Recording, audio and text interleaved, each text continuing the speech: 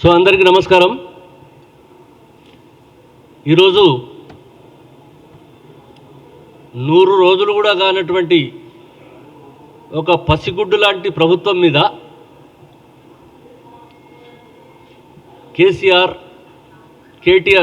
అయితే పాపం మాట్లాడతలేడు, కానీ కేటీఆర్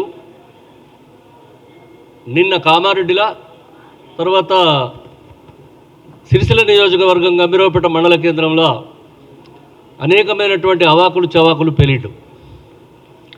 నేను ఈ సందర్భంగా ఒక మాట రాష్ట్ర ప్రజానీకానికి కాంగ్రెస్ పార్టీ పక్షాన విజ్ఞప్తి చేస్తున్నాం. 10 సంవత్సరాలు మీ పాపాల పుట్టను మోసినటువంటి తెలంగాణ ప్రజలు మిమ్మలను భరించలేకనే మిమ్మలను దించి కాంగ్రెస్ పార్టీని రేవంత్ రెడ్డి గారి నాయకత్వం లోపల అధికారానికి తేవడం జరిగింది. నోటి మాటలకు హద్దు లేదు. మేము అంతకుముందు కూడా చాలాసార్లు చెప్తూ వచ్చినాం, ఈ తెలంగాణ ఎవరి పాలైంది, తెలంగాణ ఎవరి కొరకు వచ్చింది, ఎవరి పాలైంది ఇవాళ తెలంగాణ అని చెప్పి మేము గత ప్రభుత్వం ఉన్నన్ని రోజులు చెప్తూ వచ్చినాం. నిజంగా కూడా గత 10 సంవత్సరాల లోపల ఈ తెలంగాణ ఎవరి పాలైందో అని చెప్పి వాళ్ళ ప్రజలు ఆలోచన చేసేటువంటి పరిస్థితి ఉన్న తర్వాతనే కాంగ్రెస్ ప్రభుత్వాన్ని సోనియా గాంధీ గారి నాయకత్వం లోపల, రేవంత్ రెడ్డి గారి నాయకత్వం లోపల ఈ తెలంగాణ లోపల అధికారానికి తీసుకురావడం జరిగింది. నిన్న మాట్లాడుతున్నాడు ఆయన, ఏమేమి మాట్లాడుతుండో, కాకి పిల్లకి ఏమెరక ఉండేలు దెబ్బ అని ఓ సామెత ఉన్నది.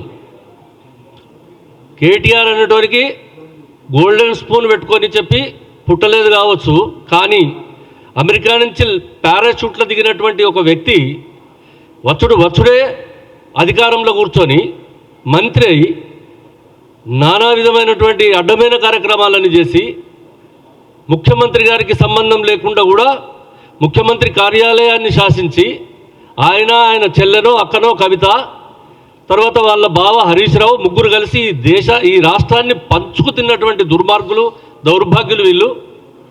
ఎక్కడ ఏ డిపార్ట్మెంట్లో చూసినా కూడా ఇవాళ అవినీతి పుట్టలు బయటపడతా ఉన్నాయి. ఎక్కడ చూసినా కూడా ఇవాళ అవినీతి రాజ్యం ఏలింది గత 10 సంవత్సరాలు అనేది బయటపడతా ఉన్నది.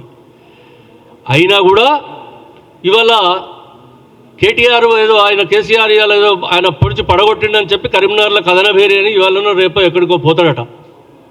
అదే కరీంనగర్లోనే ఆనాడు తెలంగాణ రాష్ట్ర సమితిని మొదలుపెట్టినటువంటి మనిషి ఇవాళ తెలంగాణ అనేటువంటి పదాన్ని చూస్తేనే జలధరింపులు పుడతా ఉన్నాయి ఆయనకు. తెలంగాణ అనేటువంటి పదం వింటనే అదొక భయంకరమైనటువంటి మేనియాగా, ఒక భయంకరమైనటువంటి కళగా కనిపిస్తూ ఉన్నది ఆయనకని చెప్పి సందర్భంగా మనం చేస్తూ ఉన్నా. ఏం మాట్లాడినావు కేసీఆర్, తెలంగాణ పుట్టినాడు అన్నాడు. తెలంగాణ 2012 సంవత్సరం లోపల తెలంగాణ కరీంనగర్ లోపల మొట్టమొదటి ఆవిర్భావ సభ ఏర్పాటు చేసినాడు. మై మేరా బీవీ మేరా కోయి నయ్యే సోబ్ అమెరికా మే హే, నేను గడ్డివామి మీద కుక్క వలె ఉండి పనిచేస్తాను, నేను ఇక్కడ కాబోయేటువంటి ముఖ్యమంత్రి ఎవరు అనుకుంటున్నావు, తెలంగాణకు రాష్ట్ర ముఖ్యమంత్రి దళితుడైతాడని చెప్పినావు. అక్కడి నుంచి మొదలైంది మీ యొక్క దుర్మార్గమైనటువంటి పరిపాలన, మోసాల చరిత్ర. దళితుడు ముఖ్యమంత్రి కాలేదు సరిగదా. 10 సంవత్సరాల కాలం లోపల తెలంగాణ ప్రజలను నానా విధంగా హింసించినటువంటి ఈ ప్రభుత్వం, దీన్ని గద్దెదించుకోవడానికి ప్రజలు నానా కష్టపడి అవస్థలు పడి ఇవాళ రేవంత్ రెడ్డి గారి నాయకత్వం లోపల ఈ ప్రభుత్వాన్ని ఏర్పాటు చేసుకున్నారు.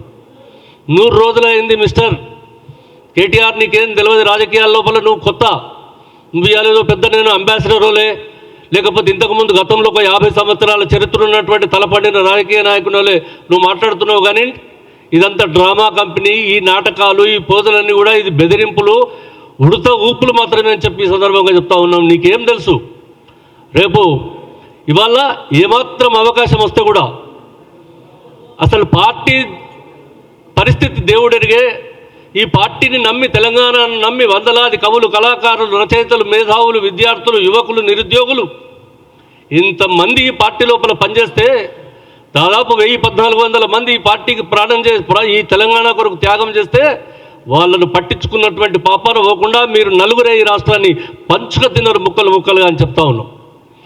ఇవాళ ఏం మాట్లాడుతుండో ఆయన కామారెడ్డిలో, గంభీరావుపేటలో, సిరిసిల్ల నియోజకవర్గంలో కేటీఆర్ మాట్లాడుతున్నాడు ఏంటంటే, పార్టీలు మార్చి బూట్లు నాకొచ్చినటువంటి రేవంత్ రెడ్డి అట. నువ్వేం నాకొచ్చినావు? మీ నాయన ఏమి నాకిండో నీకు తెలుసా? మీ నాయన మస్కట్ పైరవీలు చేసినాడు.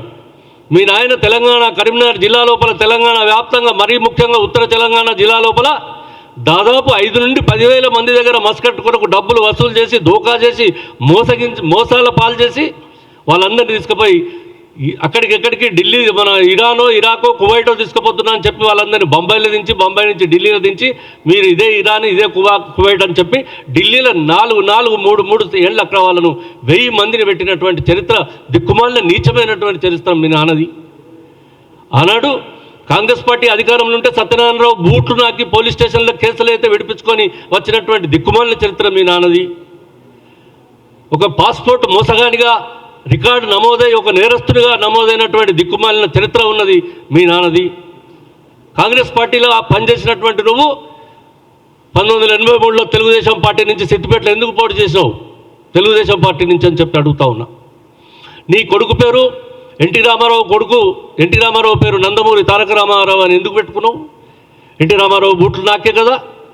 మరి ఆ తర్వాత మళ్ళీ నువ్వు వచ్చి ఏ పార్టీలనైతే నువ్వు మనుగడ సాధించినావో, ఏ పార్టీలో నువ్వు అయితే ఎమ్మెల్యే అయినావో, మీ నాన్న ఇవాళ ఆ పార్టీని వదిలిపెట్టి ఒక పార్టీ స్థాపన చేసి ఇవాళ ఆ పార్టీకి వ్యతిరేకంగా మరి నువ్వేమని బూట్లు నాకేటందుకు ఇక్కడను? చంద్రబాబు నాయుడు బూట్లు నాకలేదా?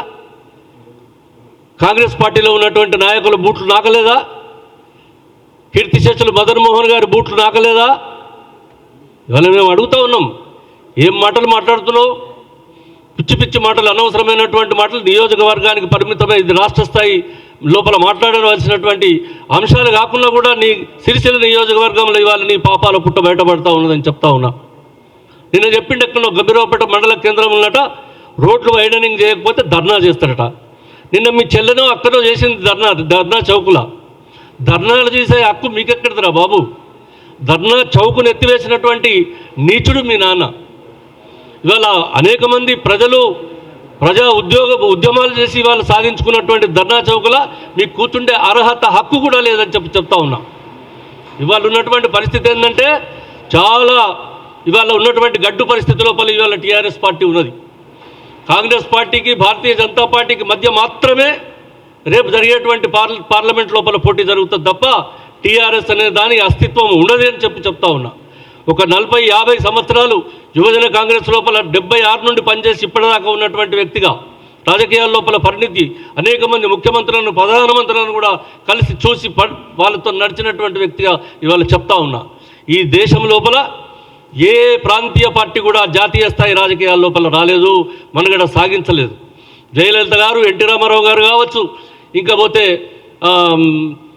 ఎంజి రామచంద్రన్ కావచ్చు, ఇతర ముఖ్యమైనటువంటి ప్రముఖులంతా కూడా వాళ్ళ పార్టీలకు మాత్రమే పరిమితం అయిపోయి ఆ రాష్ట్రాలలో ఉన్నారు తప్ప నువ్వు ఇవాళ తెలంగాణ అంటే నీకు భయపడి నువ్వు తెలంగాణ రాష్ట్ర సమితిని బొందబెట్టి ఇవాళ భారతీయ రాష్ట్ర సమితి అని పెట్టుకున్నావు.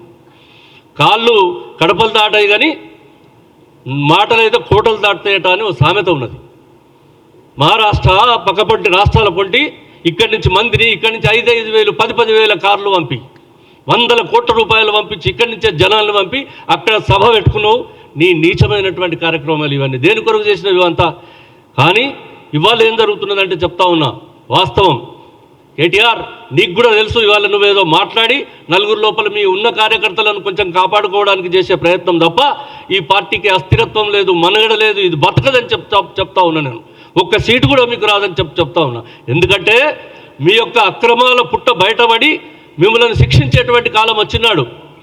ఇవాళ కవితను అరెస్ట్ చేయవద్దని చెప్పి బీజేపీ నాయకులను కాళ్ళు పట్టుకునేటువంటి పరిస్థితి మీది.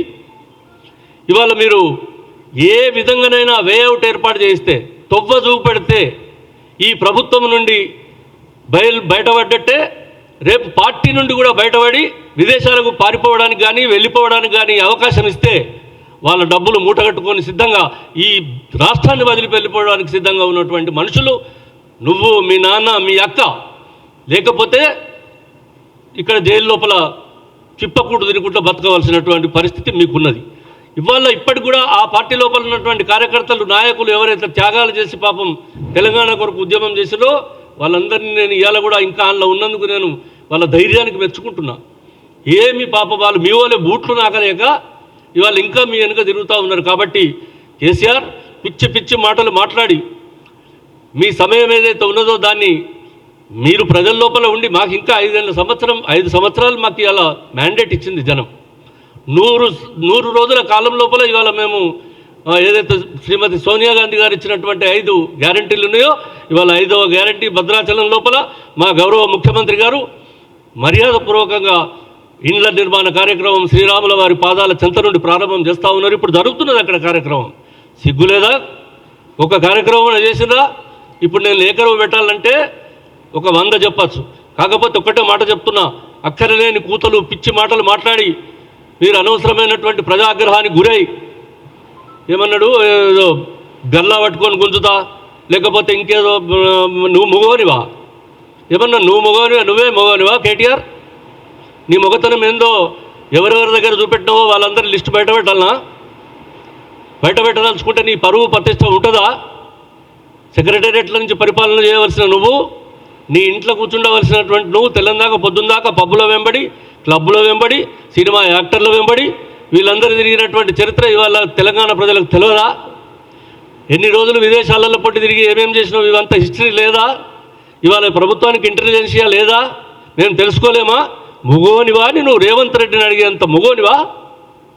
పిచ్చి మాటలు మాట్లాడకుండా చేసినటువంటి తప్పులకు ప్రజలకు క్షమాపణ చెప్పి బయటపడకపోతే మీకు జైలు జీవితము ఇప్పటి కూడా ఎట్టి పరిస్థితులలో తప్పది, కానీ కొంత మర్యాదనన్న మీకు మిగులుతుంది ప్రజలల్లో అని చెప్పి ఈ విధంగా హెచ్చరిక చేస్తూ పాపం కేసీఆర్ దుకాణం కేసీఆర్కు తెలుసు పాపం ఏందో అసలు.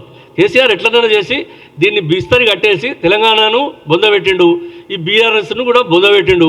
ఈ ఎట్లనైనా చేసి ఆయన అవతల పడేటువంటి కార్యక్రమంలో ఉన్నాడు. ఇవాళ ప్రజలారా తస్మాత్ జాగ్రత్త. ఇంకా ఎవరైనా మిగిలినటువంటి కార్యకర్తలు, నాయకులు, ఇంకా ఈ టీఆర్ఎస్ భ్రమల మీద ఉన్నటువంటి వాళ్ళందరినీ హెచ్చరిస్తూ ఉన్నా, సూచన చేస్తూ ఉన్నా. 1976 నుంచి కేసీఆర్ను తెలిసినటువంటి వ్యక్తిగా, ఆయన ద్రోహపూరితమైనటువంటి కార్యక్రమాలకు అనేకమైనటువంటి కార్యక్రమాలకు నిదర్శనంగా ఉన్నటువంటి వ్యక్తిగా, ఈ పార్టీ అభివృద్ధిలోకి వస్తే తెలంగాణ బాగుపడుతుందని ఆలోచించినటువంటి వ్యక్తిగా ఇవాళ అందరికీ హెచ్చరిక చేస్తూ ఉన్నా, సూచిస్తూ ఉన్నా. దయచేసి వీళ్ళు పారిపోతారు, వీళ్ళు ఉండరు ఇక్కడ. వీళ్ళు ఎప్పుడైనా కూడా ముగింపు కార్యక్రమం ఎప్పుడో జనగణమన వాడిరు, ప్రభుత్వం పోయింది, పార్టీ ఉండదు.